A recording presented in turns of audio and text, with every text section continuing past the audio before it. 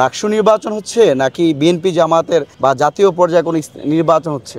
শিবিরের বিরুদ্ধে অভিযোগ আসছে এবং গতকালকে একটা নিউজ হয়েছে শিবিরের একটা প্রজেকশন মিটিং এ অনেক বেশি খাবার নিয়ে গেছে। আপনারা জানেন দীর্ঘ 3 যুগ পরে রাজশাহী বিশ্ববিদ্যালয়ের কেন্দ্রীয় ছাত্র সংসদ নির্বাচন অনুষ্ঠিত হতে যাচ্ছে। সেই নির্বাচনে বাংলাদেশ ছাত্র অধিকার পরিষদ সমর্থিত রাষ্ট্র ফর রেডিক্যাল চেঞ্জ একটি প্যানেল রয়েছে। সেই প্যানেলে বিপি পদে মেহেদি মারুফ, তার ব্যালট নং 11, এজিএস পদে আলশারিয়ার শুভ, তার ব্যালট নং 16-তে তারা নির্বাচন করছে।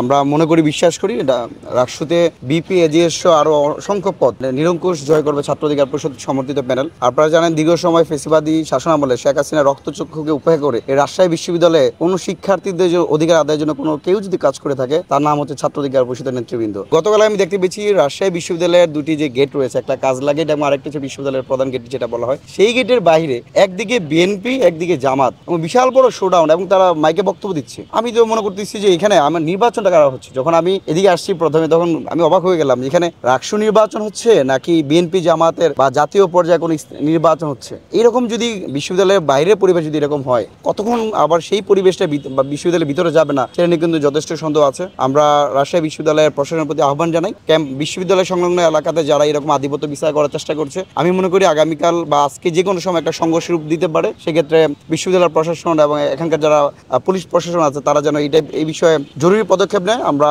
নিরাপদ, অবাধ এবং সুষ্ঠু এবং গ্রহণযোগ্য নির্বাচন দেখতে চাই। আমরা যে কথাটা ইতিমধ্যে আসছে ডাকসুতে যে বিষয় আসছে, আমরা পুরান ঢাকা স্টার কাবাবে আমরা কাচ্চি আর কাচ্চি মেলা দেখতে পেয়েছি। একইভাবে রাকসুতে তার প্রতিফলন হচ্ছে।